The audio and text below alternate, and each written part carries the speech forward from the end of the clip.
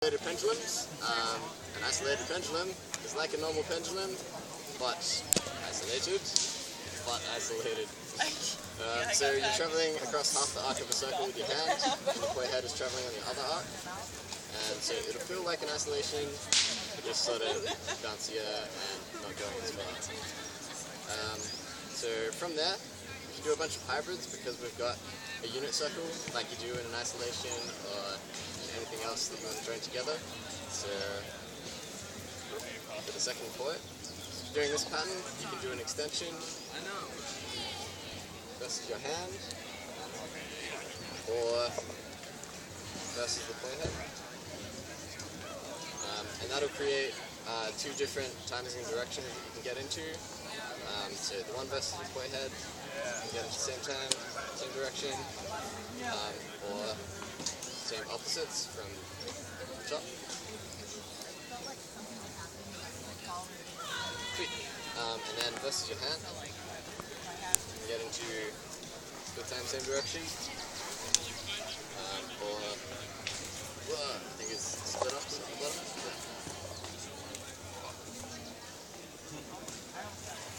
Sweet. So there's a bunch of useful transitions there and useful hybrids that you can get into.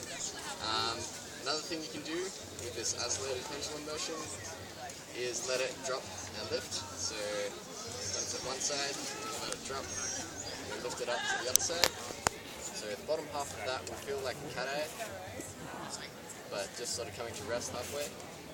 This is a really good drill for getting that bottom half just right, and then isolating over the top. Sweet. This pattern has a couple of cool properties. So the hand is making a circle as well as the playhead, and they're both traveling in opposite directions, and they both meet in the center. So it's a useful and kind of quirky pattern in that regard. So to make a basic hybrid, you can join an extension to either your hand or the playhead. So joining it to my hand will look like this. Joining it to the playhead will look like this. And both of those have very useful transitions as well. So from the hand, at the top, again we have split time, same direction. So you can get to a lot of patterns from there.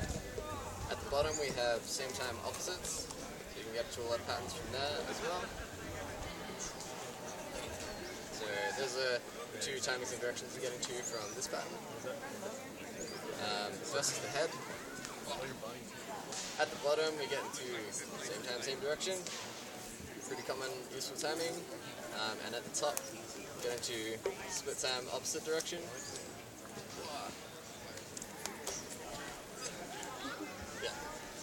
So there's the two timings and directions you get into in that pattern. You can also join other patterns together like cat eyes or isolation to make more hybrids as well. So you can make these kind of hybrids. We can also join it to the hand instead and make these kind of hybrids.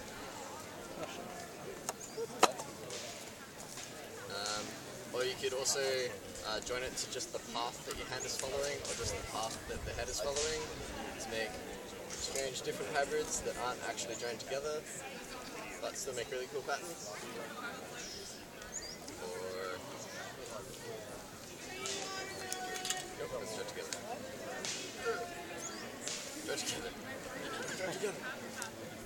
Cool. Stuff like that as well. Which again gets you into a bunch of other timings and directions. So if you just pay attention to what's happening at the top half and what's happening at the bottom half, you can sort of figure out where to go from there. Yeah, so there's lots of useful hybrids that come from this style of pattern. And yeah, hybrids are good. So another thing you can do is have two of these at the same time. You can be clapping, windscreen wipers, whatever you prefer.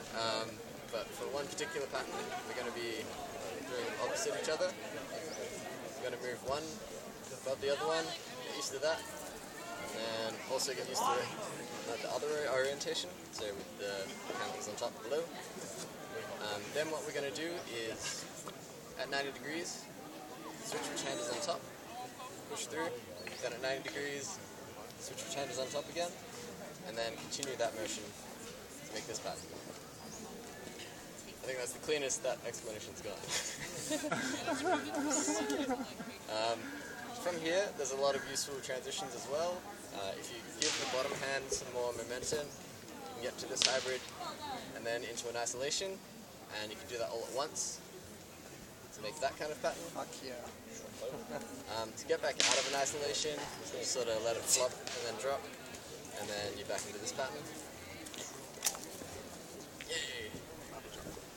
Flop and drop. Yeah. Also, because I mentioned this 90-degree thing, you can also rotate this by 45 degrees so you get into point ISO frameworks and slip chases and stuff like that. Which is really useful. So from here, you can just rotate 45 degrees and you'll arrest the momentum of one of the poi.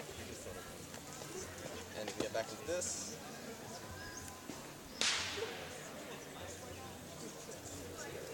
So if you just rotate the framework, you change what gravity does to it and be able to get into other frameworks.